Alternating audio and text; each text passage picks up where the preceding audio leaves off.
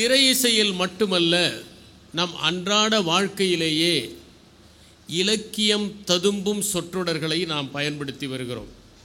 காற்றைப் போல விரைந்தான், மின்னலைப் போல செயல்பட்டான், ரக்கை கட்டியது போல ஏன் சென்று கொண்டிருக்கின்றாய் என்றெல்லாம் நாம் தினசரி உரையாடல்களிலேயே இலக்கியம் ததும்புகின்ற சொல்களை பயன்படுத்துகிறோம்.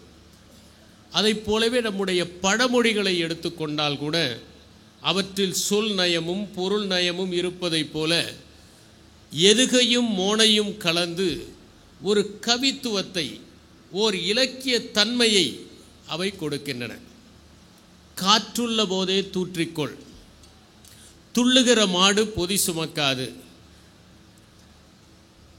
கத்தாழை முள்ளு வித்தாரக்கல்லி விறகு வெட்ட போனாலாம், கத்தாழை முள்ளு கொத்தோடு ஏறியதாம், எத்தனை எதுகை மோனை. இப்படி நம்முடைய பழமொழிகளில் கூட இலக்கிய நயம் இருப்பதை பார்க்கின்றோம். நாம் நின்று போன கடிகாரம் கூட ஒரு நாளைக்கு 2 முறை சரியான நேரத்தை காட்டுவதைப் போல, காகம் உட்கார பனம்பழம் விழுவதைப் போல அல்லாமல் இலக்கிய நயமும் வாழ்வியல் தத்துவங்களும் நன்னெறிகளும் அடங்குகிற பாடல்களை பாடலாசிரியர்கள் வடித்து கொடுக்க, அவற்றை அதிக ஓசையுடன் ஒளிபரப்பாமல் மெதுவான ஓசையாக, மெல்லிசையாக, காதுகளுக்கு இதமாக, மயிலிறகால் நம் மனத்தை வருடுவதைப் போல ஒரு முறை கேட்டாலே இதயத்தில் பதிந்து நாள் முழுவதும் அதையே நாம் உச்சரித்து கொண்டிருக்கின்ற வகையில் பாடல்கள் வருமேயானால் அவையும் இலக்கிய தன்மை பெற்றவையாகத்தான் இருக்கும் என்பதை நான் தெளிவுபடுத்த விரும்புகிறேன். திரை இசையை பொறுத்தவரை நாம் அன்றாடம் பல்வேறு விதமான பாடல்களை எடுத்துக்காட்டாக காட்டிக் கொண்டிருக்கின்றோம்.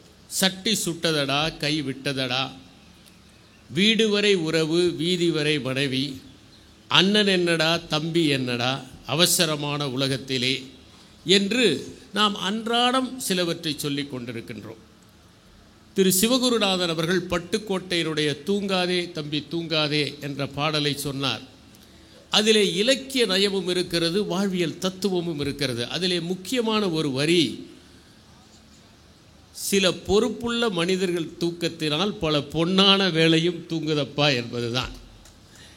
கண்ணதாசன் அவர்கள் தன்னுடைய பாடல்களில் இலக்கியத்தை கலந்து, இலக்கிய நயம் கலந்து எழுதி அவற்றை இனிய இசையோடு கலந்து கொடுப்பதற்கான முயற்சியை மேற்கொண்டு, தேனையும் மருந்தையும் கலந்து கொடுத்தால் அந்த குழந்தை எப்படி ஏற்றுக்கொள்ளுமோ அதைப் போல இசையின் வடிவத்தினால் இதயத்தில் பதிகிற மாதிரி அவற்றை உருவாக்கி தருவதற்கு பொறுப்பாக இருந்தார். அத்திக்காய் காய்க்காய் ஆலங்காய் வெண்ணிலவே என்கிற பாடலை நாம் கேட்டிருக்கின்றோம். அத்திக்காய் என்றால் அது அத்திக்காய் அல்ல, அது அத்திக்காய். அந்த திசையில் போய் காய் வெண்ணிலாவே, இந்த திசையில் காய்க்காதே. அத்திக்காய் காய்க்காய் ஆலங்காய் வெண்ணிலவே. ஏனென்றால் ஆலங்காய் சூடாக இருக்கும். அதைப்போல நீ இந்த திசையில் காய்ந்தால் என்னுடைய உணர்ச்சிகள் எல்லாம் அதிகமாகிறது. அதனால் இந்த திசையில் காயாமல் அந்த திசையில் போய் காய். நீயும் என்னை போல ஒரு பெண் அல்லவா, என்னுடைய மன உணர்வுகளை புரிந்து கொள் என்கின்ற அடிப்படையில் தான் அந்த பாடலை இலக்கிய நயத்தோடு எழுதியிருப்பார். அதைப் போலவே பலவிதமான ஓசைகள் கொண்ட, சுவை கொண்ட பாடல்கள் தமிழ் திரை இசையிலே ஒலித்திருக்கின்றன. பார்த்தேன், ரசித்தேன், பக்கம் வர துடித்தேன், மலைத்தேன் இவள் என மலைத்தேன் என்கிற பாடலில் தேன் தேன் என்று முடிகிற அதை கவிஞர் வாலி அவர்கள் கண்ணதாசன் மறைந்தபோது சுட்டி காட்டி கண்ணதாசனை புகழ்கிற போது, காட்டுக்குள் தேனீக்கள் கூட்டுக்குள் வைத்ததை பாட்டுக்குள் வைத்தவன் நீ என்று எழுதியிருப்பார். நாம் பாரதியாருடைய பாடல்களை கூட திரை இசையிலே பயன்படுத்தி இருக்கிறோம். நல்லதோர் வீணை செய்தே அதை நலம் கெட புழுதியில் எறிவதுண்டோ? அதை போலவே மனத்தில் உறுதி வேண்டும் என்கிற பாடலை பயன்படுத்தி இருக்கிறோம். ஆடுவோமே பள்ளு பாடுவோமே, நெஞ்சு பொறுக்குதில்லையே இந்த நிலை கெட்ட மனிதரை நினைந்து விட்டால், வெள்ளிப்பனிமலை மீதுலாவுவோம் சிந்து நதியின் மிசை நிலவினிலே என்று பாரதியாருடைய பல பாடல்கள் திரையிலே ஒலித்திருக்கின்றன. இவற்றை கேட்டு பாமரர்களும் அந்த பாடல்களை அறிந்து கொண்டு அவற்றை பாடுகிற அளவிற்கு உத்வேகம் பெற்றதுதான் திரை இசை எந்த அளவிற்கு மக்களை கொண்டு செல்லும், மக்களுக்கு இலக்கியத்தை சேர்க்கும் என்பதற்கான வெளிப்பாடு. பாரதியாருடைய பாடல்கள் மட்டுமல்ல, பாரதிதாசனுடைய பாடல்களும் நமக்கு தமிழ் உணர்வையும் நாட்டுப்பற்றையும் ஏற்படுத்தி இருக்கின்றன. சங்கே முழங்கு சங்கே முழங்கு, எங்கள் வாழ்வும் எங்கள் வளமும் மங்காத தமிழென்று சங்கே முழங்கு என்கின்ற அந்த பாடல் நமக்கு மிகப்பெரிய ஒரு எழுச்சியை ஏற்படுத்துகிறது. அவர் புதியதோர் உலகம் செய்வோம் என்று எழுதினார். சித்திரச் சோலைகளில் வாடுகிற தொழிலாளர்களுக்காக அவர் பாடலை எழுதினார். அவர் கெட்ட போரிடும் உலகத்தை வேறொரு சாய்ப்போம் என்று எழுதியது முக்கியத்துவம் பெற்றதாக இருந்தது. தமிழுக்கும் அமுதென்று பேர் என்கின்ற அந்த பாடல் நாம் கேட்கிற போதெல்லாம் நமக்கு தமிழ் மொழியின் மீது பற்றையும் ஆர்வத்தையும் ஏற்படுத்துகிறது. இப்படி பாரதிதாசனுடைய அந்த பாடல்களும் திரையிலே ஒலித்தன. அந்தாதி என்பது முடிகிற சொல்லை வைத்துக்கொண்டு அடுத்த வரியை தொடங்குவது. வசந்த கால நதிகளிலே வைரமணி நீரலைகள், நீரலைகள் மீதினிலே நெஞ்சிரண்டி நினைவலைகள் என்கின்ற அந்த பாடலில் அந்தாதி முறை என்பது கடைபிடிக்கப்பட்டு அது கேட்கிற மக்களுக்கெல்லாம் அந்தாதி என்பது என்ன என்பதை புரிய வைத்தது. தமிழ் திரை இசையிலே புது கவிதைகளும் இசையோடு ஒலித்த திரைப்படங்களும் உண்டு. ஒரு பெண் மருமகள் மாமியார் கொடுமைப்படுத்துகிறாள், மாமியாரை கொசு கடிக்கிறது. அப்போது அவள் புது கவிதையில் ஒரு பாடலை பாடுகிறாள். ஏ கொசுவே உனக்கு கோடி நமஸ்காரம், என் மாமியார் மேனி என்ன உனக்கு இறங்குகின்ற மீனம்பாக்கமா,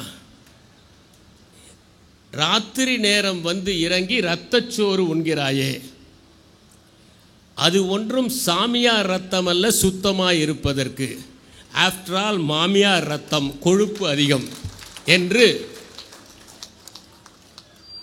அக்னி சாட்சி என்கிற அந்த படத்தில் அந்த பாடல் கையாளப்படும். பல நேரங்களில் நமக்கு உற்சாகத்தை அளிப்பதாக திரை இசை பாடல்கள் இருக்கின்றன. அதோ அந்த பறவை போல வாழ வேண்டும் என்கிற பாடல், அவர் கூறியதைப் போல உன்னை அறிந்தால் உன்னை அறிந்தால், வெற்றி மீது வெற்றி வந்து என்னை சேரும், என்னதான் நடக்கும் நடக்கட்டுமே, இருளினில் நீதி மறையட்டுமே போன்ற பாடல்கள் எல்லாம் நமக்கு உற்சாகத்தை கொடுக்கிற பாடல்கள். மாபெரும் சபைதனில் நீ நடந்தால் உனக்கு மாலைகள் விட வேண்டும் என்கிற பாடல் எங்களை எல்லாம் சிறிய வயதில் மிகவும் தாக்கத்தை ஏற்படுத்திய பாடலாக திகழ்ந்தது.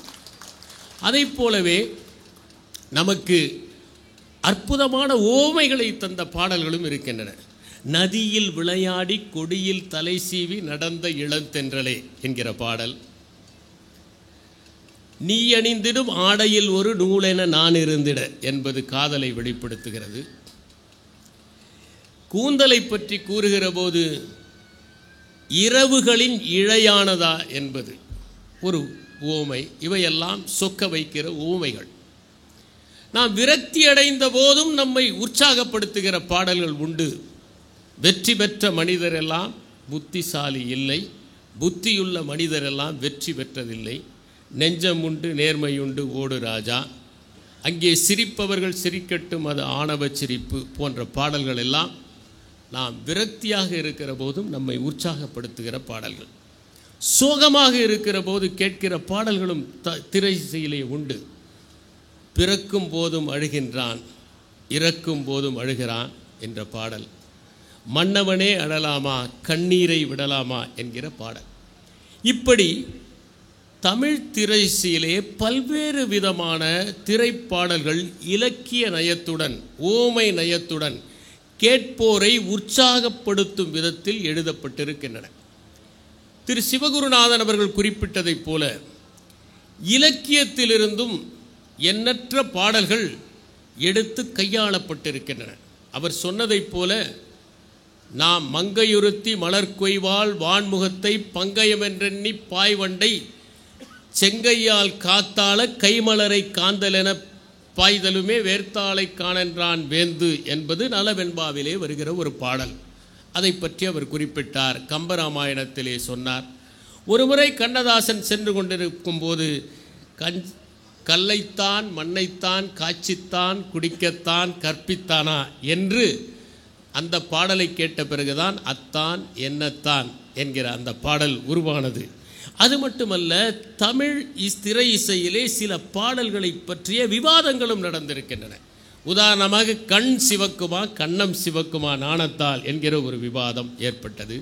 பச்சரிசி பல்லாட என்று சொன்னால் அவள் இளமை பருவத்தில் இருப்பவளா மூதாட்டியா என்கிற கேள்வி. இப்படி தமிழ் திரை இசையிலே விவாதங்களும் நடக்கிற அளவிற்கு அந்த பாடல்களை உன்னதமாக கேட்டு மகிழ்ந்தவர்கள் உண்டு. திரை இசையில் நாம் இலக்கியத்தை கலக்கிற போது எளிய முறையில் அது மக்களுக்கு சென்று சேர்வதோடு மூலத்தையும் வாசிக்க வேண்டும் என்கின்ற எண்ணத்தை ஏற்படுத்தும். அதனால் அதிகமாக இலக்கிய நயம், இலக்கியத்திலிருந்து எடுத்தாள வேண்டும் என்பதில்லை, இலக்கிய நயம் கொண்ட பாடல்களை நாம் உருவாக்கினால் கூட அவை ஒரு காப்பியத்தன்மையை கொடுத்துவிடும்.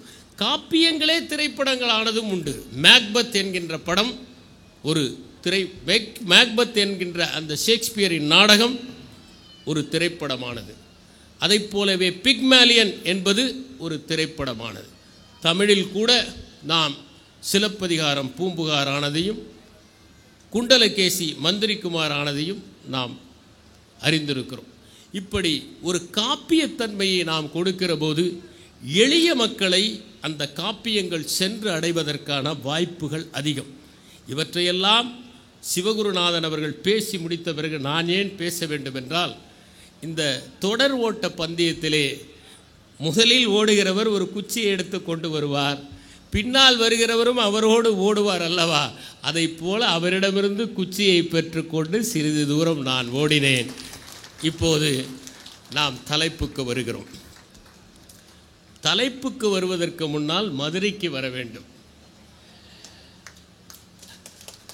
மதுரை என்பது வாசிப்பில் தொன்று தொட்டு திகழ்ந்த ஒரு ஊர். தமிழ் சங்கங்கள் எல்லாம் உருவான ஊர். நான் மதுரையில் 2001 வரை பணியாற்றியது இல்லை. நான் நாகப்பட்டினத்தில் சாராட்சியராக பணியாற்றினேன். பிறகு கடலூரில் கூடுதல் ஆட்சியராக பணியாற்றினேன். காஞ்சிபுரத்தில் ஆட்சியராக பணியாற்றினேன். கடலோர மாவட்டங்களிலேயே பணியாற்றியதால் ஆண்டுதோறும் வெள்ளத்தையும் புயலையும் சமாளித்த எனக்கு 2001ஆம் ஆண்டு புயல் வீசியதால் மதுரைக்கு வந்தேன். அப்படி வந்தபோது மதுரை எனக்கு மிகப்பெரிய உற்சாகத்தை அளித்தது. அது ஒரு சின்ன சம்பவத்தை நினைவுக்கு கொண்டு வருகிறது.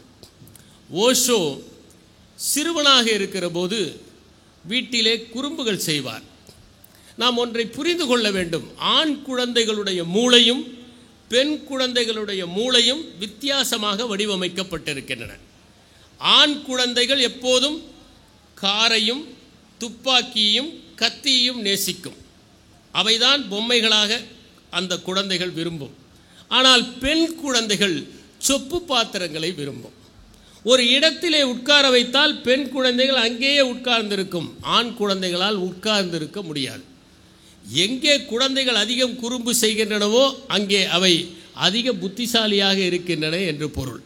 ஒரு கார் பொம்மையை கொடுத்தால் அப்படியே வைத்திருக்கிற குழந்தை வேண்டுமானால் ஒரு வர்த்தகர் ஆகலாம், விஞ்ஞானி ஆக முடியாது. அதை உடனே பிரித்து பார்க்கிற குழந்தை தான் விஞ்ஞானியாக ஆக முடியும். அதனால் அந்த குழந்தைகளின் குறும்புத்தனத்தை ரசிக்கின்ற மனப்பான்மை இங்கே வந்திருக்கிற பெற்றோர் பெற்றுக்கொள்ள வேண்டும் என்று நான் கேட்டுக்கொள்கிறேன். இது குழந்தைகள் சார்பான வேண்டுகோள். அதை போல ஓஷே குறும்பு செய்தவுடன் அவருடைய தந்தை கோபப்பட்டு ஒரு அறையிலே அவரை அடைத்து விட்டார். மதியமானது. மகன் மன்னிப்பு கேட்பான் என்று தந்தை எதிர்பார்த்தார். ஆனால் எந்த சத்தமும் இல்லை. கதவை தட்டுவான் என்று அம்மா எதிர்பார்த்தார். எந்த ஓசையும் இல்லை. மாலை ஆனது. அப்போதும் சத்தம் கேட்காததால் இவர்களே கதவை திறந்து பார்த்தார்கள். உள்ளே ஓஷோ அமர்ந்து கொண்டு தியானம் செய்து கொண்டிருந்தார். வெளியே வா என்றார்கள். நீங்கள் தானே உள்ளே அடைப்பினீர்கள், இனி உள்ளே இருப்பதும் வெளியே இருப்பதும் என்னுடைய அதிகாரம், நீங்கள் செல்லுங்கள் என்று சொல்லிவிட்டார். இரவு ஆனது. மகனுக்கு ஏதாவது ஆய்விடப் போகிறது என்கிற பயம். தந்தை வந்தார். நீ வெளியே வந்துதான் ஆக வேண்டும் என்றார். நான் வர முடியாது என்றார். நான் வேண்டுமானால் மன்னிப்பு கேட்டுக்கொள்கிறேன், வெளியே வா என்றார். நான் இங்கே மகிழ்ச்சியாகத்தானே இருக்கிறேன், எந்த தொந்தரவும் இல்லாமல், என் தியானத்தை ஏன் கலைக்கிறீர்கள் என்றார்.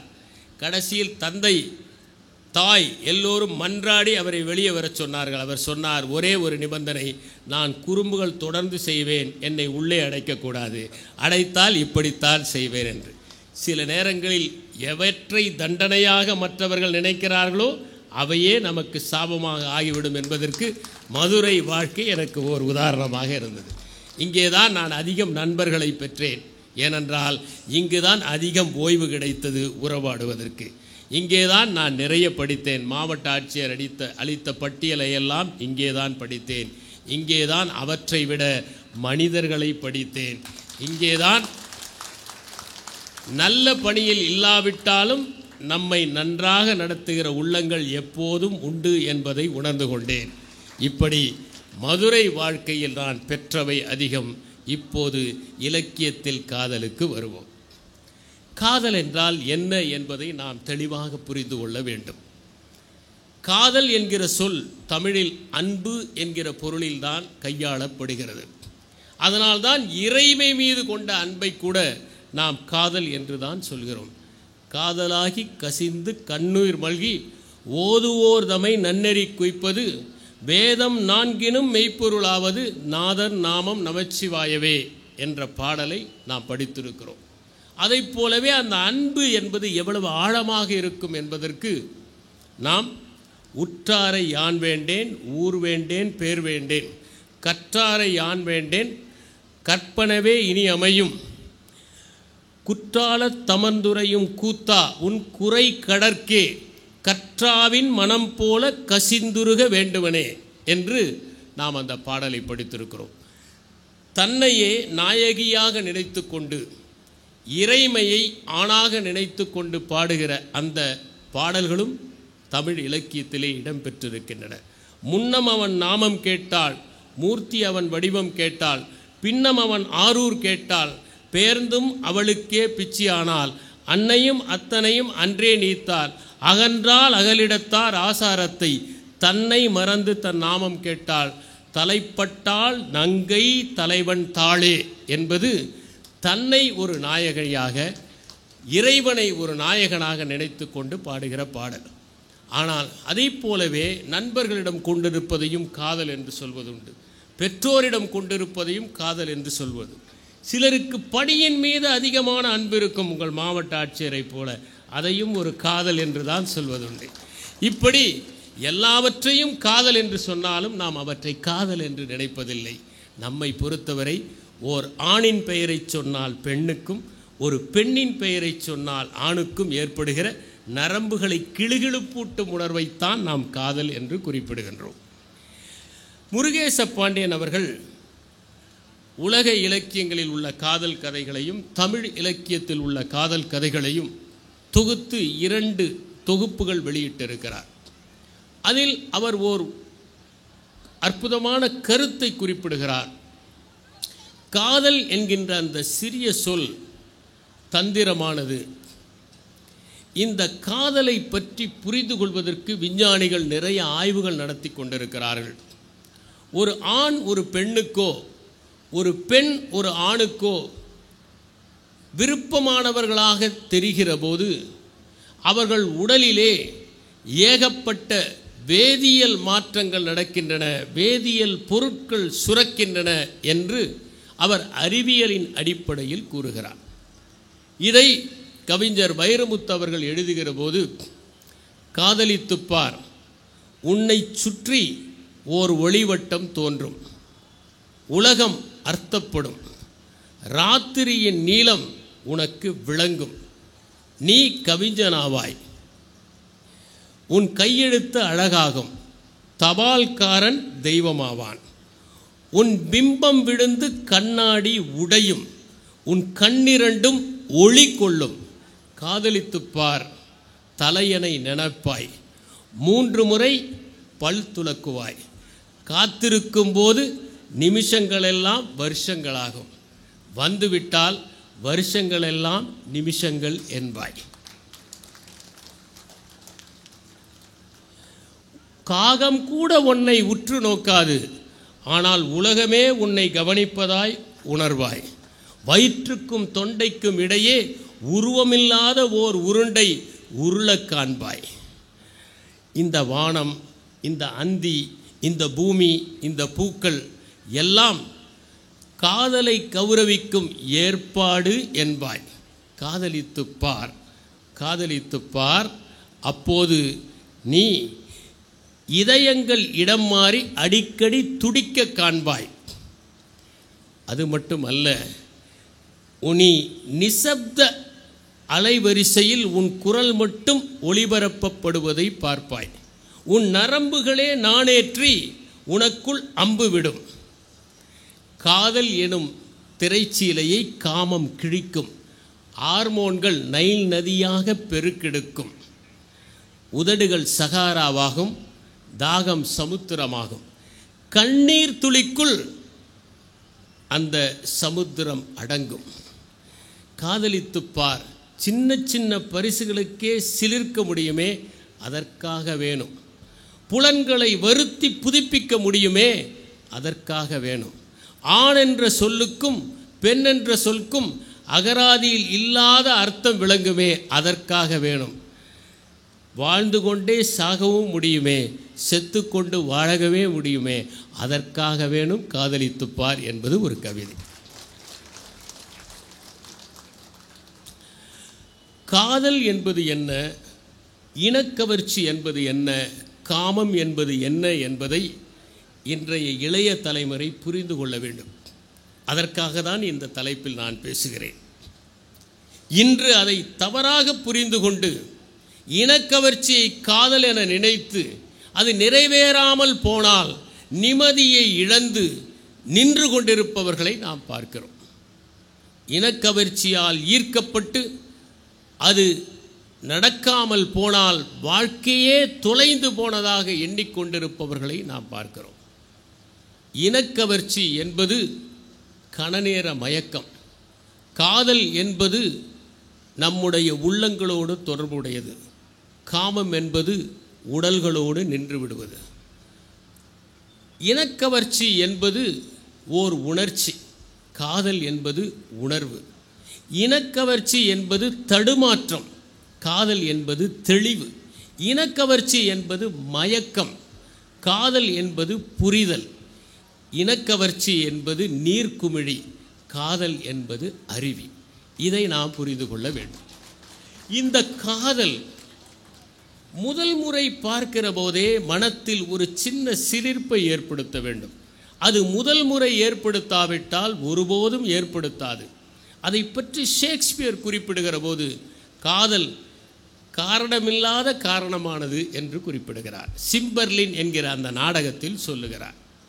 அவரே முதல் முறை பார்க்கிற போது ஏற்படாவிட்டால் அது காதல் அல்ல என்று கிறிஸ்டோபர் மார்லோ சொல்கிற அந்த வரிகளை மேற்கோள் காட்டுகிறார். ஷேக்ஸ்பியரே மேற்கோள் காட்டுகிற அளவிற்கு மகத்தான கவிஞராக திகழ்ந்தவர் கிறிஸ்டோபர் மார்லோ.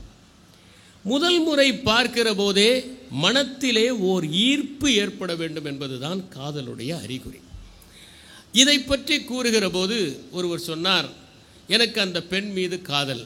உடனே அடுத்தவர் சொன்னார், கேட்டார், முதல் முறை பார்த்தபோதே காதலா? இல்லை, 2ஆம் முறை பார்த்தபோது தான் காதல். ஏன்? 2ஆம் முறை பார்த்தபோது தான் பணக்கார பெண் என்று தெரிந்தது என்று சொன்னார். ஆங்கிலத்தில் ஒரு பழமொழி உண்டு, to get a poor father is fate, to get a poor father in law is foolishness என்று. அதை கடைப்பிடிக்கிறவர்கள் நிறைய பேர் இருக்கிறார்கள். ஆனால் அதே நேரத்தில் நம்முடைய தமிழ் இலக்கியமான பட்டினப்பாலையில் காதல் எவ்வளவு தூய்மையானது என்பதை பற்றி குறிப்பிடுகிற போது, முட்டாச்சிறப்பின் பட்டினம் பெறினும் வாரிருங்கூந்தல் வயங்கிழை ஒழிய வாரேன் வாழிய நெஞ்சே. இவ்வளவு சிறப்புகள் பெற்ற இந்த பட்டினத்தை, காவிரி பூம்பட்டினத்தை எனக்கு அளித்தாலும் என் காதலியை விட்டு நான் ஒருபோதும் வரமாட்டேன், அதற்கு நான் இதை ஒருபோதும் காவு கொடுக்க மாட்டேன் என்று குறிப்பிடுவதைப் போல இடம்பெற்றிருக்கிறது. இது எப்படி மலர வேண்டும்? சாதி, மதம், கோத்திரம், பணம், பெருமைகள், புகழ் போன்றவற்றை பார்த்து கொண்டு வருவது காதல் அல்ல. இது அனைத்தையும் பார்த்து கொண்டு வந்தால் அது ஒரு விதமான அனுசரிப்பு, ஆங்கிலத்தில் அகாமடேஷன். ஆனால் தமிழை பொறுத்தவரை, தமிழ் இலக்கியங்களை பொறுத்தவரை இவற்றையெல்லாம் தாண்டி ஒருவரை ஒருவர் நேசிக்க வேண்டும் என்பதை மிக அழகாக தமிழ் இலக்கியம் குறிப்பிடுகிறது. யாயும் ஞாயும் யாராகியரோ எந்தையும் நுந்தையும் எவ்வழி கேளீர், யானும் நீயும் எவ்வழி அரிதும், செம்புல புயல் நீர் போல அன்புலை நெஞ்சம் தாம் கலந்தனவே என்பது ஒரு சங்கப்பாடல். நீ யாரோ யார் யாரோ தெரியாது, உன் தந்தைக்கும் என் தந்தைக்கும் தெரியாது, உன் தாயும் என் தாயும் யாரென்றே தெரியாது, முகவரி தெரியாது. முகவரி தெரியாமல் வருவது தான் காதல். முகம் தெரிய வேண்டும், முகவரி தெரியக்கூடாது. இப்போது முகவரி தெரிகிறது, முகம் தெரிவதில்லை. இப்படி இருந்தோமே நாம் எப்படி கலந்தோம்? செம்மண்ணிலே தண்ணீர் பெய்தால் அந்த செம்மண்ணையும் தண்ணீரையும் பிரித்து எடுக்க முடியாத அளவுக்கு இரண்டும் ஒரே நிறத்தை அடைந்து விடுவதைப் போல இந்த அன்புடை நெஞ்சம் தாம் கலந்தன. ஏனென்றால் நமக்குள் இருக்கிற அன்பு பரிசுத்தமான அன்பு என்பதை அந்த பாடல் குறிப்பிடுகிறது. இதை வைத்து கவிஞர் மீரா ஒரு கவிதை எழுதியிருப்பார், இன்று எப்படி இருக்கிறது என்று. எனக்கும் உனக்கும் ஒரே ஊர், வாசுதேவ நல்லூர், நீயும் நானும் ஒரே மதம், திருநெல்வேலி சைவ பிள்ளைமார், உன் தந்தையும் என் தந்தையும் உறவினர் மைத்துனன்மார்கள், எனவே அன்புடை நெஞ்சம் தாம் கலந்தனவே என்று எழுதியிருப்பார். இது இன்றைய நடைமுறையில் எவற்றையெல்லாம் பார்த்து அந்த காதல் வருகிறது என்பதை குறிப்பிடுவதைப் போல எழுதப்பட்டிருக்கிறது. இதிலே முக்கியமான ஒன்று என்னவென்றால், நாம் அந்த காதலின் பெயரை கேட்டால் காதலனுக்கு ஒரு கிளர்ச்சியும், காதலியின் பெயரை கேட்டால் காதலனுக்கு ஒரு கிளர்ச்சியும் ஏற்படுவதை பார்க்கிறோம். அந்த பெயரே அவர்களுக்குள் ஒரு மிகப்பெரிய சிலிர்ப்பை ஏற்படுத்தி விடுகிறது. அதனால்தான் ஒருவர் எழுதினார், உன் பெயரை மீண்டும் மீண்டும் உச்சரித்த போதுதான் இனிப்புக்கு இன்னொரு அர்த்தம் இருக்கிறது என்பதையே அறிந்து கொண்டேன் என்று. இவர்கள் எப்படி பார்த்து கொள்வார்கள்? இதை பற்றி உடல் மொழி இலக்கியம் என்ன சொல்கிறது, உடல் மொழி விஞ்ஞானம் என்ன சொல்கிறது என்பதை நாம் புரிந்து கொள்ள வேண்டும். ஒருவர் இன்னொருவரை பார்க்கிற போது 3 நொடிகளுக்கு மேல் தொடர்ந்து பார்த்தால் அவர்களை சந்தித்து பேச வேண்டும் என்கிற ஆர்வம் இருக்கிறது என்று பொருள். தொடர்ந்து 3 நொடிகளுக்கு மேல் ஒருவரையே பார்த்து கொண்டிருந்தால் அவர்களுக்கு ஆர்வம் என்று பொருள். அந்த 3 நொடிகள் பார்க்காமல் இருக்கிறதற்காக 2 நொடிகள் பார்த்துவிட்டு எங்கேயோ பார்ப்பது போல பார்த்து மறுபடியும் அவர்களை பார்ப்பார்கள். நாம் பார்க்காத போது பார்ப்பது, அப்படி ஆர்வமாக இருவரும் சந்தித்துக் கொள்கிற போது கண்களில் இருக்கின்ற அந்த கருவிழி விரிய வேண்டும். பியூப்பிள் என்பது டைலேஷன் ஆஃப் த பியூப்பிள் என்று சொல்வார்கள். நீங்கள் கண் மருத்துவர்களிடம் போனால் அவர்கள் செய்கிற அந்த டைலேஷன் இல்லை, இது காதல் செய்கிற டைலேஷன். அவர்கள் கண்களின் அந்த கருவிழி விரியும். இதனால் ஒரு காலத்தில் பொதுமகளிர் பெலோடானா என்கிற ஒரு திரவத்தை தன்னுடைய கண்களிலே ஏற்றிக்கொண்டு வீதிகளில் நிற்பார்கள் என்று எழுதப்பட்டிருக்கிறது. அது மட்டுமல்ல, விளம்பரங்களில் ஒரு பொருளை பார்த்தால் அந்த பெண்ணினுடைய அந்த கருவிழி விரிவதைப் போல காட்டுவதற்கு மருந்தை போட்டு அடுத்த காட்சி எடுக்கிறார்கள். நாம் அது தானாக விரிகிறது என்று நினைத்து கொண்டிருக்கிறோம். இதை திருவள்ளுவர் தன்னுடைய திருக்குறளில் யான் நோக்குங்கால் நிலன் நோக்கும் நோக்காக்கால் தான் நோக்கி மெல்ல நகும் என்று குறிப்பிடுகிறார். இதை திரைசையிலே கண்ணதாசன் கையாண்டிருக்கிறார். உன்னை நான் பார்க்கும்போது மண்ணை நீ பார்க்கின்றாயே, விண்ணை நான் பார்க்கும்போது என்னை நீ பார்க்கின்றாயே. இன்னொரு பாடலிலும் வந்திருக்கிறது, நான் பெண் பார்த்தேன் அவள் மண் பார்த்தாள் என்று ஒரு பாடல். இவையெல்லாம் அந்த இலக்கியம் என்பது எப்படி மனித உணர்வுகளை படம் பிடித்து காட்டுகிறது என்பதற்கு. ஏனென்றால் கண் என்பது இந்த காதலில் ஒரு முக்கியமான ஒரு பகுதி என்பதனால்தான் கண்களவு கொள்ளும் சிறுநோக்கம் காமத்தில் செம்பாகம் அன்று பெரிது என்று திருவள்ளுவர் குறிப்பிடுகிறார். அந்த கண்களை பற்றி எழுதுகிறவர் ஒருவர் எழுதுகிறார், அன்று நடந்த கவிதை போட்டிக்கு எல்லோரும் கண்களோடு வந்திருந்தார்கள், எல்லோரும் கவிதையோடு வந்திருந்தார்கள், நீ மட்டும் கண்களோடு வந்திருந்தாய். அன்று வந்திருந்த கவிதை போட்டிக்கு எல்லோரும் கவிதையோடு வந்திருந்தார்கள், நீ மட்டும் கண்களோடு வந்திருந்தாய் என்று குறிப்பிடுகிறார். அதிலும் எப்படி பார்ப்பார்கள் என்பதை திருவள்ளுவர் சொல்லுகிறார். பார்க்காததை போல சற்று கண்களை சுருக்கி கொண்டு பார்ப்பார்கள் என்று சொல்லுகிறார். பெண்கள் பார்ப்பார்கள் என்று சொல்லுகிறார். காரணம், ஆண்களுடைய கண்களுக்கும் பெண்களுடைய கண்களுக்கும் வேறுபாடு இருக்கிறது. ஆண்கள் வேட்டையாடுபவர்கள், தொலைவிலே இருக்கிற ஒரு விலங்கை வேட்டையாடுவதால் அவர்களுக்கு இருப்பது ஒரு தொலைநோக்கி பார்வை, பைனாகுலர் விஷன். ஆனால் ஒரு பெண்ணுக்கு இருப்பது பக்கவாட்டு பார்வை, பெரிஃபரல் விஷன். அதனால் பின்னால் வருகிறவர்களை கூட ஒரு பெண்ணால் அறிந்து கொள்ள முடியும். அதனால்தான் மான்களுக்கு இருப்பது பெரிஃபரல் விஷன், புலிகளுக்கு இருப்பது பைனாகுலர் விஷன். அதனால்தான் மான்களின் விழிகளோடு பெண்களை அவர்கள் ஒப்பிட்டார்கள், பெரிஃபரல் விஷன் இருப்பதால். அதனால் அவர்கள் சற்று சுருக்கி கொண்டு பார்ப்பார்கள் என்பதையும் திருவள்ளுவர் சொல்கிறார். குறிக்கொண்டு நோக்கின் அல்லால் ஒரு கண் சிறக்கணித்தால் போல நகும் என்று குறிப்பிடுகிறார்.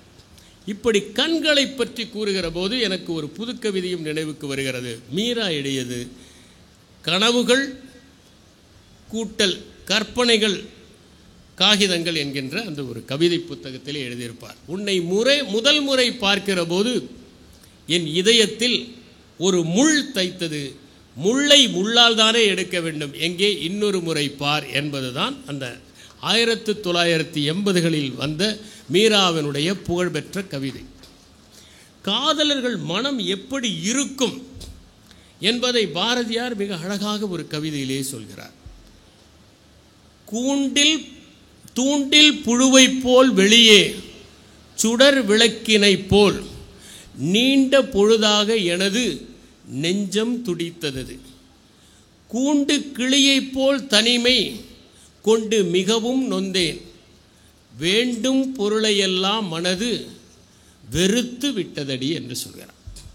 கூண்டில் புழுவைப் போல மனம் துடிக்கும், சுடர் விளக்கு அசைவதைப் போல அது ஆடிக்கொண்டே இருக்கும், எப்போது வேண்டுமானாலும் அணைந்து விடலாம் என்று. கூண்டில் கிளி எப்படி தனிமையிலே வாடுமோ அப்படி வாடும், வேண்டிய பொருள்கள் கூட வெறுத்து விடும். அதனால்தான் அந்த நேரத்தில் பலர் சாப்பிடுவதில்லை, தூங்குவதில்லை, உணவருந்துவதில்லை என்றெல்லாம் அவர்கள் தங்களை வருத்தி கொள்கிறார்கள். அதைத்தான் வைரமுத்து சொன்னார், புலன்களை வருத்தி புதுப்பிக்க முடியுமே என்று குறிப்பிட்டார். நம்முடைய சங்க இலக்கியங்களை எடுத்து பார்த்தால் அவர் காதலை சொல்லுகிற போது கூட மேன்மையான உணர்வுகளை அவை படம் பிடித்து காட்டுகின்றன. உதாரணமாக நாம் நற்றிணையிலே அறிந்த ஒரு பாடல்தான் விளையாடு ஆயமோடு என்று தொடங்குகிற அந்த பாடல். ஒரு பெண்ணொருத்தி சிறு வயதிலே ஒரு புன்னை விதையை நடுகிறாள், அது வளர்கிறது, மரமாகி விடுகிறது. அந்த புன்னை மரத்தை பார்த்து அன்னை சொல்கிறாள், இந்த புன்னை உன் தங்கையைப் போல என்று. அந்த புன்னை மரத்தடியிலே தன்னுடைய காதலனை சந்திப்பதற்கு அந்த பெண் தயங்குகிறாள், சொல்லுகிறாள், இந்த புன்னை என் தங்கையைப் போல, இந்த தங்கையின் முன்பு நாம் எப்படி சகஜமாக பேசிக்கொள்ள முடியும், எனவே வேறிடம் போகலாம் என்று சொல்வதைப் போல. இன்னொரு பாடல் கணிப்புன் குன்றனார் என்பவர் எழுதிய ஒரு பாடல், மிகவும் நுட்பமானது. தமிழர்கள் எந்த அளவிற்கு இயற்கையை ரசித்தார்கள், மதித்தார்கள் என்பதை ஒரு காதல் பாட்டிலே அந்த புலவர் சொல்லுகிறார். அவர் சொல்லுகிறார், மருந்தை கூட அதிகமாக எடுத்துக்கொள்ள மாட்டார்கள், மரம் பட்டுவிடுமே என்பதனால். அவர்கள் தவத்தை கூட அதிகமாக செய்ய மாட்டார்கள், பொன்னை அதிகமான வரியாக மன்னர்கள் வாங்க மாட்டார்கள் என்பது அந்த பாடல். மிக அற்புதமான ஒரு பாடல்.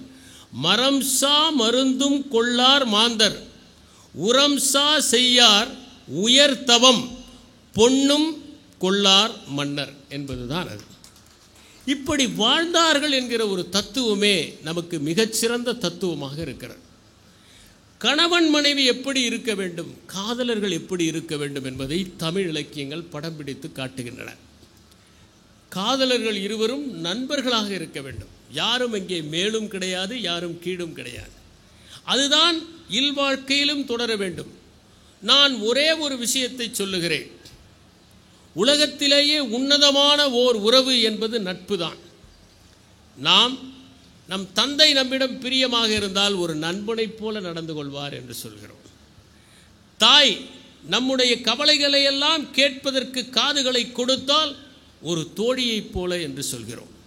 சகோதரி நம்மிடம் அக்கறையாக அனைத்தையும் விசாரித்தால் எதையும் நான் பகிர்ந்து கொள்ள முடியும், என் சகோதரி ஒரு தோழியைப் போல என்று சொல்லுகிறோம். எல்லாவற்றிலுமே விஞ்சி இருப்பது நட்பு என்கிற அந்த உணர்வு தான்.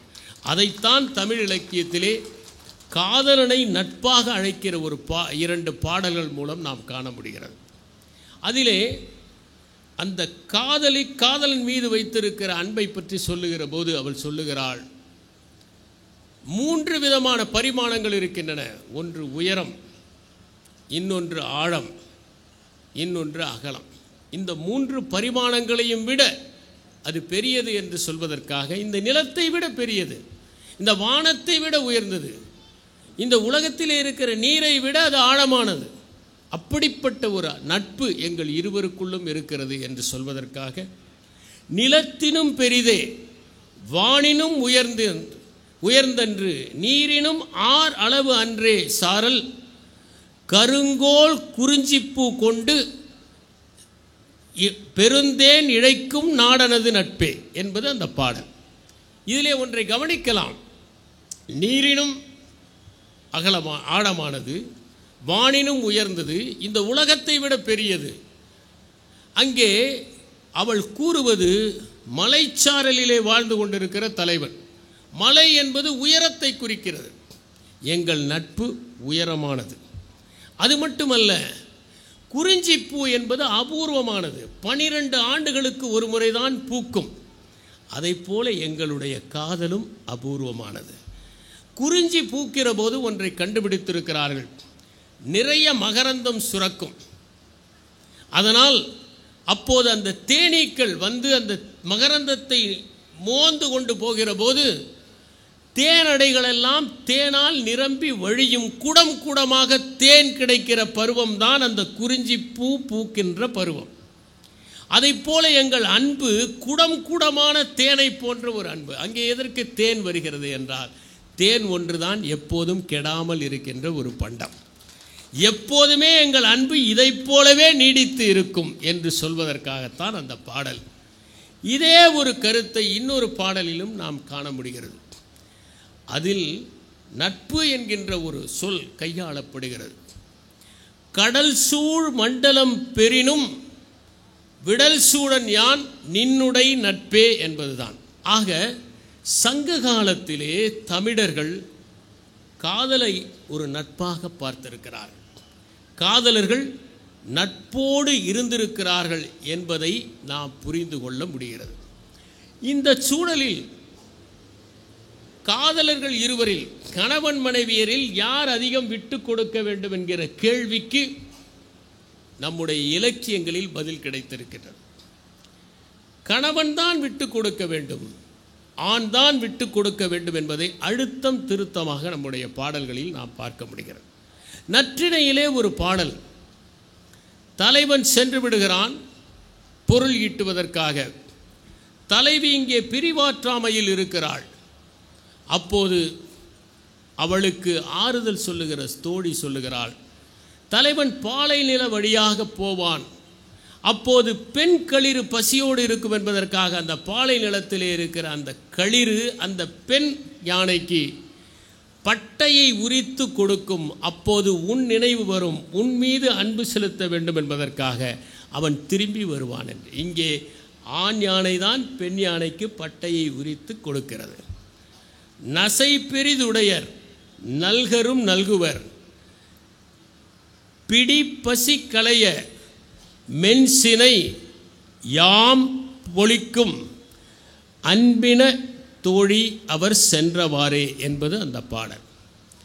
பிடி பசி களைய யாம் பிளக்கும் பொழிக்கும் என்பது அந்த பாடல். பிடியினுடைய பசியை களைப்பதற்காக பட்டையை உரித்து கொடுக்கும் என்பது. இதை போன்ற ஒரு காட்சியை 5×50 என்கிற நூலிலும் நாம் பார்க்க முடியும். ஒரு ஆண்மானும் ஒரு பெண்மானும் சிறிதளவு நீர் இருக்கிற பாலை நிலத்திலே செய்து கொண்டிருக்கின்றன. இரண்டுக்கும் தாகம் எடுக்கிறது. அந்த ஆண்மான் தண்ணீரை குடிப்பதைப் போல வாயை வைக்கிறது, பெண்மான் குடிக்கிறது. தான் குடிக்க மறுத்தால் அந்த பெண்மானும் குடிக்காது என்பதற்காக ஆண்மான் குடிப்பதைப் போல நடிக்கிறது, பெண்மான் குடிக்கிறது என்று அந்த பாடல். சுனையின் சிறுநீரை எய்தாதென்றெண்ணி பிணைமாத்தன் இனிதுண்ண வேண்டி கலைமாத்தன் கள்ளத்தின் ஊச்சும் சுரம் என்ப காதலர் உள்ளம் படர்ந்த நெறி என்பது அந்த பாடல். இப்படி ஆண்கள் விட்டு கொடுக்க வேண்டும், எந்த சூழலிலும் இணைபிரியாமல் காதலர்கள் இருக்க வேண்டும் என்பதை தமிழ் பாடல்களில் பார்க்கிறோம். அதை போலத்தான் ஒரு கவிதை கவிஞர் வைரமுத்து எழுதியிருப்பார். எனக்கு சம்மதம்தான், நீ மாலையாக இருந்தால் அதில் ஒரு மலராக இருக்க மட்டுமல்ல, நீ பாலையாக இருந்தால் அதில் ஒரு மணலாக இருக்கவும் என்று. பாலையாக ஆகிற போது மணலாக இருக்கும் சம்மதிக்கின்ற போதுதான் அது உண்மையான அன்பாக இருக்க முடியும். கவிஞர் மு. மேத்தா ஒரு கவிதை எழுதியிருப்பார். நீ என்னை காதலிக்காவிட்டாலும் பரவாயில்லை, வேறு யாரையும் காதலிக்கவில்லை என்றாவது எனக்கு சொல் என்பதுதான் அந்த கவிதை. மகாகவி பாரதி காதலை பற்றி கண்ணன் பாட்டிலே மிக அழகாக எழுதியிருக்கிறார், குயில் பாட்டிலே எழுதியிருக்கிறார். அவர் எழுதிய வரிகள் புகழ்பெற்றவை. காதல் காதல் காதல் காதல் போயின் காதல் போயின் சாதல் சாதல் சாதல் என்பது. அவர் இன்னொரு இடத்திலே சொல்கிறார், காதலை எண்ணி கரைகிறேன் இளையனில் சாதலை எண்ணி தவிக்கிறேன் என்று சொல்லுகிறார். காதலோ காதல், இனி காதல் கிடைத்திடலேல் சாதலோ சாதல் என்று கூறுகிறார். இதை கவிக்கோ அப்துல் ரஹ்மான் அவர்கள் கூறுகிற போது, நீ என்னை காதலிக்காவிட்டால் என்ன, ஒரு பக்கம் பற்றினாலும் நெருப்பு நெருப்பு தான் என்று கூறுகிறார். அப்போது அவர் சொல்கிறார், காதலோ காதல் காதல் காதல் காதல் போயின் சாதல் சாதல் சாதல் என்றான் பாரதி. அது தவறு. காதல் காதல் காதல் காதல் வந்தால் சாதல் சாதல் சாதல் என்று காதல் வயப்பட்டவருடைய வேதனையை குறிக்கிற வகையில் கவிஞர் அப்துல் ரஹ்மான் அவர்கள் ஒரு கவிதையை எழுதியிருக்கிறார். நம்முடைய சங்க காலத்திலும் ஒரு பாடல் இருக்கிறது. அது என்னவென்றால், நான் சாவதற்கு அஞ்சுவதில்லை, ஆனால் இன்னொரு பிறப்பு வந்தால் என் காதலன் என்னை மறந்து விடுவானோ என்பதுதான் என்னுடைய அச்சம் என்று அந்த பாடல் கூறுகிறது.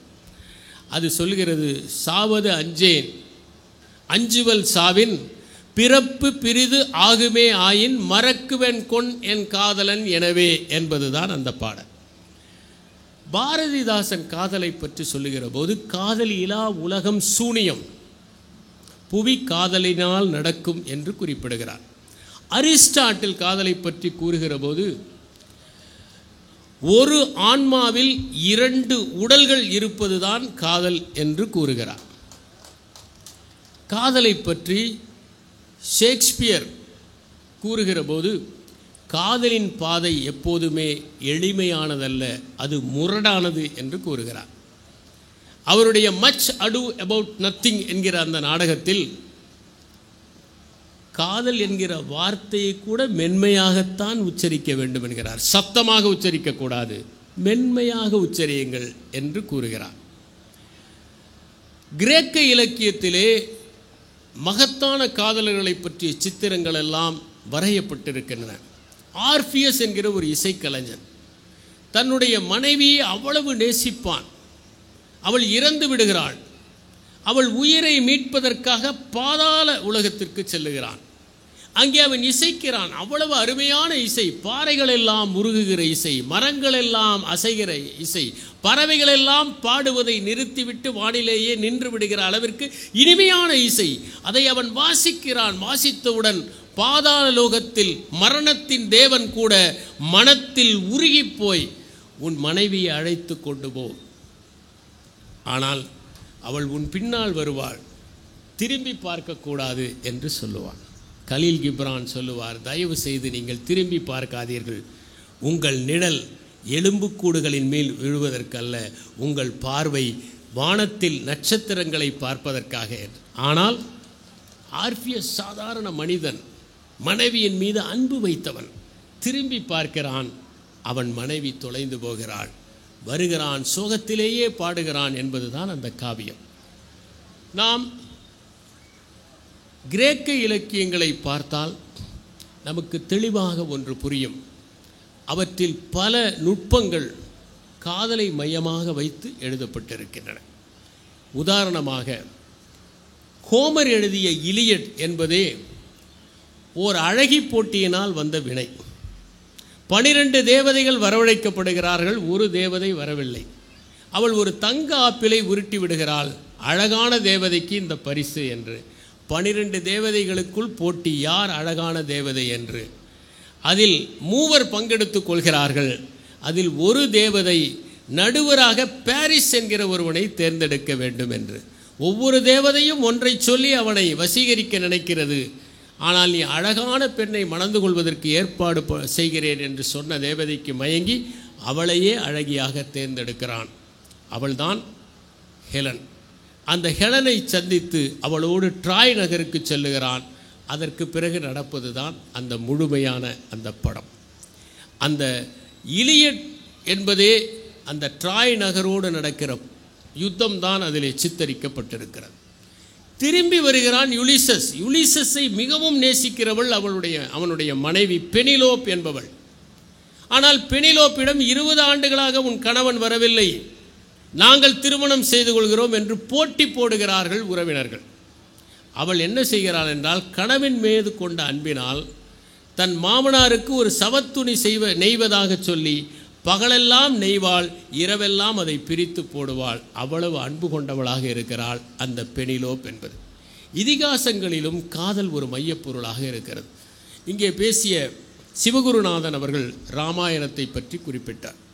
அந்த ராமாயணத்தில் சீதையும் ராமனும் சந்திப்பது வால்மீகியினால் வேறு விதமாக சித்தரிக்கப்பட்டிருக்கும், கம்பரால் வேறு விதமாக சித்தரிக்கப்பட்டிருக்கும். வில்லை உடைக்கிற வரை ராமனும் சீதையும் வால்மீகி ராமாயணத்தில் பார்த்திருக்க மாட்டார்கள். ஆனால் தமிழ் பண்பாட்டில் ஒருவரை ஒருவர் நேசிக்காமல் எப்படி திருமணம் செய்து கொள்வது என்கின்ற அந்த அடிப்படையில் அவர்கள் இருவரும் பார்ப்பதைப் போல ஒரு காட்சியை அவர் படைத்திருப்பார். அண்ணலும் நோக்கினாள் அவளும் நோக்கினாள் என்கின்ற அந்த வரிகள் அப்படித்தான் கம்பராமாயணத்தில் இடம்பெற்றிருக்கிறது. நாங்கள் படிக்கிற போது நகைச்சுவையாக மக்கள் சொல்வார்கள், அண்ணலும் நோக்கினால் அவளும் நோக்கினால், அடித்து விரட்டுவதற்கு அப்பனும் நோக்கினான் என்று அதை எழுதுவார்கள். அதிலே அவர்களை பற்றி கூறுகிற போது, பருகிய நோக்கு எனும் பாசம் பிணித்தலால், ஒருவரை ஒருவர் தம் உள்ளம் ஈர்த்தலால், வரிசிலை அண்ணலும் வாழ்க்கண் நங்கையும் இருவரும் மாரிப்புக்கு இதயம் எய்தினர் என்று குறிப்பிடுகிறார் கம்பர். இதுதான் கம்பருடைய அந்த கவித்திரத்திற்கு ஒரு எடுத்துக்காட்டு. இருவரும் ஒருவரை ஒருவர் முதலில் விரும்ப வேண்டும். வில்லை உடைப்பதற்கு முன்னால் வில்பவர் வேண்டும். அப்போதுதான் அவர்களுக்குள் அந்த நேசம் படியும் என்று கம்பர் கருதினார். கலீல் கிப்ரான் காதலை பற்றி கூறுகிற போது, உழைப்பை பற்றி சொல்லுகிற போது ஒன்று சொல்லுகிறார். உழைப்பு என்பது வெளியே தெரிகிற அன்பு. நீங்கள் ஒருவர் மீது அன்பு வைத்திருக்கிறீர்கள் என்றால் அவர்களுக்கு என்ன செய்து தரப்போகிறீர்கள்? மகனுக்கு நீங்கள் விருப்பமான உணவை செய்து தருகிறீர்களா? அதுதான் அன்பு. உங்கள் காதலர்களுக்கு ஏற்ற மாதிரி உழைப்பை சிந்துகிறீர்களா? அதுதான் அன்பு. நீங்கள் யாரை நேசித்தாலும் உழைப்பு தான் வெளியே தெரிகிற அன்பாக இருக்கிறது என்கிறார் அவர். அன்பை பற்றி அல் முஸ்தபா தீர்க்கதரிசியிலே பேசும்போது ஒன்றை குறிப்பிடுகிறார். காதல் என்பது உன்னிடம் வருகிற போது அது செங்குத்து பாதையாக இருந்தாலும் கரடுமுரடான பாதையாக இருந்தாலும் அதற்கு சம்மதம் கொடு. உண்மையான காதல் தன்னைத்தான் தரும், தன்னைத்தான் பெற்றுக்கொள்ளும். அது கையகப்படுத்தவும் நினைக்காது, கையகப்படுத்தவும் அனுமதிக்காது என்று சொல்கிறார். அவர் எழுதிய மகத்தான காதல் காவியம் ஒன்று உண்டு, முறிந்த சிறகுகள் என்பதுதான் அது, புரோக்கன் விங்ஸ். அதில் அவர் உண்மையான தன்னுடைய காதல் கதையை எழுதியிருப்பார். அதில் செல்மா கெராமி என்கிற அந்த பெண்ணோடு தனக்கு ஏற்பட்ட காதலையும் அது நிறைவேறாமல் போனதையும் பற்றி எழுதியிருக்கிறார். உலகத்திலே அதிகம் பேர் வாசிக்கிற காதல் கதைகள் நிறைவேறாமல் போனவை தான். ஏனோ சோகத்தை தான் மனிதர்கள் அதிகம் விரும்பி வாசிக்கிறார்கள். அதனால்தான் தமிழில் கூட அம்பிகாபதி, அமராவதி, பிறகு உலக இலக்கியங்களிலே ரோமியோ ஜூலியட், அதற்கு பிறகு நமக்கு நன்றாக தெரியும் லைலா மஜ்னு போன்றவையெல்லாம் நிறைவேறாக காதல்களை கொண்டவை. இந்த காதலின் வரலாறு என்கின்ற ஒரு புத்தகத்தை டயன் அக்கர்மன் என்பவர் எழுதியிருக்கிறார். அதில் அவர் ரோமியோ ஜூலியட்டை பற்றி குறிப்பிடுகிற போது, ஷேக்ஸ்பியர் எழுதியது ஒன்றும் புதியது அல்ல, இது ஏற்கனவே பல ஆண்டுகளாக எழுதப்பட்டு வந்த ஒரு கதை. ஆந்தியா அண்ட் அப்ரகோமாசும் என்கிற ஒரு கதை 2ஆம் நூற்றாண்டிலேயே எஃபிசியஸ் என்பவரால் எழுதப்பட்டது. அதைத்தான் ஷேக்ஸ்பியர் எழுதினார். பிறகு 16ஆம் நூற்றாண்டிலே ஸ்போனியஸ் இதிலே அவர் கேப்புலட்டும் மாண்டகஸும் என்கிற ஒரு நூலாக அது எழுதப்பட்டது என்றெல்லாம் டயன் அக்கர்மன் காதலின் வரலாறு என்பதில் குறிப்பிடுகிறார். காதல் கதைகளில் தோல்வியானதை பெயர்கள் தான் மாறுகின்றன, மற்றபடி அது தொடர்ந்து கொண்டே தான் இருக்கிறது என்பதை நாம் உணர முடியும். காதலை பற்றி குறிப்பிடுகிற போது ரவீந்திரநாத் தாகூர் அற்புதமான ஒரு கருத்தை சொல்லுகிறார். அது புற அலங்காரத்தை பார்த்து அக மகிழ்ச்சியை தேடிக்கொள்கின்ற ஒன்று என்று குறிப்பிடுகிறார். புற அழகு முக்கியமல்ல, அக அந்த மகிழ்ச்சி தான் முக்கியம் என்று கூறுகிறார். அவரும் கூறுகிறார், கையகப்படுத்துவதும் இல்லை, கையகப்படுத்தி கொள்ள அனுமதிப்பதும் இல்லை. ஏனென்றால் உண்மையான காதல் என்பது அதிக சுதந்திரத்தை அளிக்கிறது என்று தெரிவிக்கின்றார். காதல் என்கின்ற அந்த ஒன்று வருகிற போது நேரம் நின்று விடுகிறது, இடம் உறைந்து விடுகிறது. அதனால்தான் அதை எல்லோரும் நேசிக்கிறார்கள். அந்த நொடியில் வாழ்வதற்கான ஓர் உணர்வு காதலால் பிறக்கிறது. அதை மிக அழகாக பாரதிதாசன் சொல்வார். சாதலும் வாழ்தலும் அற்ற இடம், அணு சஞ்சலமேனும் இல்லாத இடம், மோதலும் மேவலும் அற்ற இடம், மொய்த்தலும் நீங்களும் அற்ற உடம், காதல் உணர்வெனும் உலகம் என்று குறிப்பிடுகிறார். அந்த இடத்திலே நாம் கரைந்து போய்விடுகிறோம். நாமே கரைந்து போய்விடுகிற போது அங்கே இடம் எங்கே வரப்போகிறது? அங்கே நேரம் என்ன இருக்கிற போது அங்கே நேரம் நின்று விடுகிறது, இடம் காணாமல் போகிறது, உணர்வு மட்டுமே தூக்கலாக இருக்கிறது என்பதைத்தான் பாரதிதாசன் தன்னுடைய கவிதையிலே குறிப்பிட்டிருக்கிறார். 2 கதைகளை நான் உங்களிடம் பகிர்ந்து கொள்ள விரும்புகிறேன். ஒன்று இலக்கியத்தில் இருப்பது, இன்னொன்று உண்மையான வாழ்க்கையில் நடந்தது. முதலாவது கதை கூப்பா ராஜகோபாலன் எழுதிய நூருன்னிசா என்கிற கதை. ஒரு நண்பன், அவனுக்கு குலாம் காதர் என்கின்ற இன்னொரு நண்பன், சின்ன வயதிலே படித்தவர்கள், 12 ஆண்டுகளுக்கு முன்னால் பிரிந்தவர்கள். அந்த குலாம் காதர் கானிடமிருந்து ஒரு கடிதம் திடீரென்று வருகிறது. இவன் உப்பு சத்தியாகிரகத்தில் ஈடுபட்டு 6 மாதம் சிறையிலிருந்து திரும்பி வந்தபோது அந்த கடிதம் வருகிறது. அந்த கடிதத்தை பார்த்தால் அதில் எழுதப்பட்டிருக்கிறது, நண்பனே, நாம் இருவரும் ஒன்றாக படித்தபோது சின்ன வயதிலே ஒரு சத்தியம் செய்து கொண்டோம், ஒருவருக்கு ஒருவர் தெரியாமல் திருமணம் செய்து கொள்வதில்லை என்று. எனக்கு திருமணமாக போகிறது வரும் வாரத்தில். நான் உனக்கு அழைப்பிதழை அழித்திருக்கிறேன், நீ வந்துவிடு, உனக்கு அறையெல்லாம் ஏற்பாடு செய்து விட்டேன் என்று. இந்த குலாம் காதர் கான் எப்படி நெருங்கிய நண்பனானான் என்பதற்கு ஒரு பின்னணி உண்டு. இருவரும் ஒன்றாக படிக்கிறார்கள். ஒருவருடைய கணக்கை பார்த்து இன்னொருவர் காப்பி அடிக்கிறார்கள். குலாம் காதர் கான் தான் காப்பி அடித்தது. ஆனால் போட்ட இந்த நண்பனே தவறாக போட்டதால் அவனும் தவறாக காப்பி அடித்து விட்டான். காப்பி அடிப்பதில் ஒரு பிரச்சனை இருக்கிறது. சரியான நபர்களை பார்த்து காப்பி அடிக்க வேண்டும். ஆனால் சமுதாயமே தவறான நபர்களை பார்த்து காப்பி அடிப்பதைப் போல எனக்கு தோன்றுகிறது. சில நேரங்களில் யார் காப்பி அடித்தார்களோ அவர்கள் அதிக மதிப்பெண் வாங்குவதும் உண்டு. ஏனென்றால் அவர்கள் 4-5 பேரை பார்த்து காப்பி அடிப்பார்கள். இங்கே குலாம் காதர் கான் காப்பி அடிக்கிறார். ஆனால் இந்த நண்பன் மாட்டிக்கொள்கிறான். ஆசிரியர் அடிக்கிறார், இப்படி தப்பு தப்பாக நீ அவனை பார்த்து காப்பி அடித்திருக்கிறாய் என்று. குலாம் காதர் கான் என்னை பார்த்து எழுதினான் என்று இவன் சொல்லவில்லை. அதனால் குலாம் காதர் கானுக்கு மகிழ்ச்சி. பெரிய பணக்காரன், வீட்டுக்கு அழைத்து செல்கிறான், தந்தையிடமெல்லாம் அறிமுகப்படுத்துகிறான். அதற்கு பிறகு தொடர்ந்து இவன் குலாம் காதர் கான் வீட்டிற்கு செல்கிறான். குலாம் காதர் கானுக்கு ஒரு தங்கை நூருன்னிசா என்று மிகவும் சுட்டியான பெண். அவள் ஓடி வந்து இவர்களுடைய விடிகளை எல்லாம் பொத்திக்கொண்டு அவ்வப்போது விளையாடுகிற ஒரு பெண். அவள் மீது இவனுக்கு ஒரு பற்று, பாசம், ஒரு சின்ன சிலிர்ப்பு, அவளுக்கும் சிலிர்ப்பு. குலாம் காதர் கான் இவ்வாறு நெருங்கி பழகி கொண்டிருக்கிற போது இந்த நண்பனுக்கு தந்தைக்கு மாற்றல் வந்து விடுகிறது, வேறு ஊர் சென்று விடுகிறார்கள். அதற்கு பிறகு இவர்கள் இருவரும் சந்திக்கவே இல்லை. எப்படியோ முகவரியை தெரிந்து அனுப்பியிருக்கிறார். இவன் அந்த திருமணத்திற்கு செல்லுகிறான். போகிற வழியில் நினைத்து கொள்ளுகிறான், நான் சிறையில் இருந்த போதெல்லாம் அந்த நூறுநிசா தானே வந்து வந்து சிரித்து விட்டு போனாள், என் நினைவுகளில் எல்லாம் அவள் தானே இருந்தாள், அவளைத்தானே நான் நினைத்து கொண்டு இந்த சிறைவாசத்தை எல்லாம் கழித்தேன் என்று நினைத்து கொள்கிறான். அவன் செல்கிறான். அறை ஒதுக்கப்படுகிறது. குலாம் காதர் கான் பார்க்கிறான், விசாரிக்கிறான். தாய் வருகிறாள், மகிழ்ச்சியை பகிர்ந்து கொள்கிறார்கள். இவன் தனி அறையிலே தங்குகிற போது யோசிக்கிறான், நூறுநிசா நம்மை தேடி வருவாளா என்று. காலடி ஓசை கேட்கிறது. நூறுநிசா வருகிறாள். அவள் வந்து, எங்கே உன்னை பார்க்க முடியாமலேயே என் ஆயுள் போய்விடுமோ என்று நினைத்தேன் என்று ஒரு கடிதத்தை கொடுக்கிறாள்.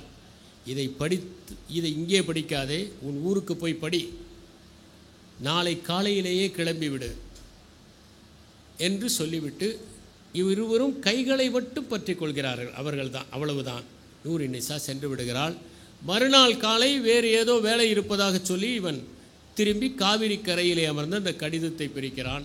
அவள் எழுதுகிறாள், உன் மீது நான் கொண்ட அன்பில் எங்கே பார்க்க முடியாமல் போய்விடுமோ என்று நினைத்தே நாம் சந்தித்து விட்டோம். நீ என்னை எண்ணி திருமணமே செய்து கொள்ளாமல் என் நினைவிலேயே வாழ வேண்டும் என்பதுதான் என்னுடைய விருப்பம். நான் அவுரங்கசீபனுடைய தங்கை ஜெபுன்னிசா போல நானும் திருமணம் செய்து கொள்ளாமல் வாழப்போகிறேன். நாம் ஒருவரை ஒருவர் திருமணம் செய்து கொள்ள வாய்ப்பு இல்லை, ஆனால் ஒருவர் நினைவில் ஒருவர் வாழ்வோம் என்று அந்த கடிதம் முடிகிறது. அவள் நினைவாகவே இவன் வாழ்கிறான். இதுதான் நூறுநிசா கதை. இதில் ஒரு சின்ன பிசகு இருக்கிறது. கூப்பா ராஜகோபாலன், ஜெபுன்னிசா என்பவர் அவுரங்கசீபனுடைய தங்கை அல்ல, மகள். அவள் ஒரு கவிஞர். 5000 கவிதைகளை எழுதியவர். மக்ஃபி என்கிற பெயரில் எழுதியவர். 20 ஆண்டுகள் சிறையில் இருந்தவர். அவர் லாகூரிலே அதனுடைய கவர்னராக இருந்த அகில் கான் என்பவரை நேசித்து அது நிறைவேறாமல் போனது. இவற்றை பற்றி நாம் வர வேண்டியதில்லை. ஆனால் இந்த கதையிலே ஒன்று இருக்கிறது. காதல் என்பது உடலை தாண்டியது, உணர்வுகள் தான். ஒருவருடைய நினைவிலேயே இருந்து விடுவது கூட சில நேரங்களில் மகிழ்ச்சியாகத்தான் இருக்கும். அதைத்தான் இது சொல்கிறது. ஒருவர் எழுதினார், என் உதடுகளுக்கு கூட உன் பெயர் தெரிந்துவிடக்கூடாது என்பதற்குத்தான் உன் பெயரை உச்சரிக்காமலேயே இருக்கிறேன் என்று. அதுபோல உன்னதமான காதல் இருக்கத்தான் செய்கிறது. சுந்தர ராமசாமி அவர்கள் புதுமைப்பித்தனுடைய செல்லம்மா என்கிற கதையை பற்றி சொல்லுகிற போது, இது உலகத்தின் தலை சிறந்த காதல் கதைகளில் ஒன்று என்பார். அது என்ன? வயதான ஒரு செல்லம்மா, உடல்நிலை முடியவில்லை, படுத்த படுக்கை, இருமிக்கொண்டே இருக்கிறாள். சகல நேரமும் கணவன் அவளுக்கு பணிவிடை செய்கிறான். சிறிதும் சலித்து கொள்ளாமல், சிறிதும் முகம் சுளிக்காமல் அவளுக்கு பணிவிடை செய்கிறான். பார்த்து பார்த்து செய்கிறான். கைஞ்சி வைத்து கொடுக்கிறான், சுடுதண்ணீர் வைத்து கொடுக்கிறான். மருத்துவரை ஓடி ஓடி அழைத்து வருகிறான். அவளுக்கு திடீரென பெருமூச்சு வந்து விடுகிறது. ஓடிப்போய் மருத்துவரை அழைத்து வந்து பார்க்கிறான். அதற்குள் அவள் மூச்சு முடிந்து விட்டது. சோகமாக அமர்ந்து விடுகிறான். ஒரு வகையில் இத்தனை துன்பங்களை அனுபவித்த அவள் அமைதியாக சென்று விட்டாளே என்கிற உணர்வும் இருக்கிறது. அவள் இல்லாமல் எப்படி வாழப்போகிறோம் என்ற நினைப்பும் இருக்கிறது. இதுதான் செல்லம்மா. உண்மையான காதல் என்பது வயதான காலத்தில் தம்பதியர் ஒருவருக்கு ஒருவர் செய்து கொள்கிற பணிவிடையில் தான் இருக்கிறது என்பதை புதுமைப்பித்தனுடைய இந்த கதை. அடுத்தது ஊர்வசி பட்டாலியா என்பவர் எழுதிய ஒரு புத்தகம். இதை எனக்கு அறிமுகப்படுத்தியவர் இங்கே அமர்ந்திருக்கின்ற பேராசிரியர் பெர்னாட் ஷா. பலவற்றை எனக்கு அவர் அறிமுகப்படுத்தியிருக்கிறார். அதில் இதுவும் ஒன்று. இந்த புத்தகத்தின் பெயர் the other side of silence, மௌனத்தின் மறுபக்கம் என்கிற அந்த புத்தகத்தை நான் வாங்கி படித்தேன். அதிலே பூட்டா சிங் என்கிற ஒரு பாத்திரம், இந்திய பங்களாதேஷ் பிரிவினையின் போது நடந்த ஒரு சம்பவம். இந்தியாவில் இருக்கிற அந்த இஸ்லாமியர்கள் எல்லாம், விருப்பப்படுகிறவர்களெல்லாம் பாகிஸ்தானுக்கு செல்கிறார்கள். பூட்டா சிங் என்பவன் ஊருக்கு ஒதுக்குப்புறத்தில் ஒரு துறவியைப் போல 55 வயது, இராணுவத்தில் பணியாற்றியவர், வயல் வேலைகளை எல்லாம் செய்து கொண்டு திருமணம் செய்து கொள்ளாமல் இருக்கின்றார். அப்போது ஒரு பெண், 17 வயதே ஆன ஒரு பெண் ஓடி வருகிறார். அவள் வந்தவுடன் அடைக்கலம் கொடுத்து பார்த்தால் ஒருவன் துரத்தி வருகிறான். அவனுக்கு 1500 ரூபாய் அந்த காலத்து பணத்தை கொடுத்து அவனை அனுப்பிவிடுகிறார். அந்த பெண்ணின் பெயர் ஜெஃபின். தன்னுடைய உறவினரோடு பாகிஸ்தான் செல்வது தடைபட்டு விட்டது, பிரிந்து விடுகிறாள். அதனால் துரத்தி கொண்டு வரப்படுகிற அவள் இங்கே அடைக்கலம் புகுகிறாள். அந்த வீட்டிலே இவன் அவளுக்கு அடைக்கலம் தருகிறான். அன்பு செலுத்துவதில் நண்பனாக, உதவி புரிவதில் தந்தையாக, நேயத்தை காட்டுவதில் ஒரு கணவனாக அவன் நடந்து கொள்கிறான். இருவரும் சீக்கிய முறைப்படி திருமணம் செய்து கொள்கிறார்கள். இருவரும் அந்த வயலிலே உழைக்கிறார்கள். இவன் அறுவடை செய்தால் அவள் எடுத்து வைக்கிறாள். இவன் தானியங்களை உலர்த்தினால் அவள் மூட்டல் கட்டுகிறாள். இப்படி இருவரும் சேர்ந்து உழைக்கிறார்கள்.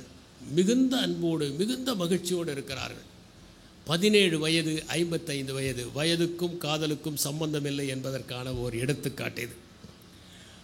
அப்படி அவர்கள் இருவரும் மிகவும் நேயமாக வாழ்கிற போது பூட்டா சிங்குக்கு பல விதமான அனுபவங்கள் ஏற்படுகின்றன. இது நாள் வரை தனிக்கட்டையாக இருந்தவனுக்கு அவனுடைய வீடு அழகாக ஆகிறது. பொருள்களெல்லாம் இருக்க வேண்டிய இடத்திலே இருக்கின்றன. வாசலிலே ஒரு கோலம், எங்கு பார்த்தாலும் தூய்மை. அவனுடைய வாழ்க்கையே திசை மாறி போனதாக தெரிகிறது. பூட்டா சிங் அவளை மிகவும் நேசிக்கின்றான். அவள் இல்லாத ஒரு வாழ்க்கையே இல்லை என்கிற ஒரு நிலை ஏற்படுகிறது. இருவருக்கும் ஒரு பெண் குழந்தை பிறக்கிறது. அந்த பெண் குழந்தையின் பெயர் இவன் தன்வீர் என்று சூட்டுகிறான். அதை எப்படி சூட்டுவார்கள் என்றால், கிரந்த சாஹிபில் ஒரு பக்கத்தை திருப்புவார்கள். அதிலே முதல் எழுத்து என்ன வருகிறதோ அதைத்தான் அந்த குழந்தையினுடைய முதல் எழுத்தாக இருக்க வேண்டும். தா வருகிறது, எனவே தன்வீர் என்று சூட்டுகிறார்கள். தன்வீர் என்றால் கடவுளின் அற்புதம் என்று பெயர். அந்த பெயரை சூட்டுகிறார்கள்.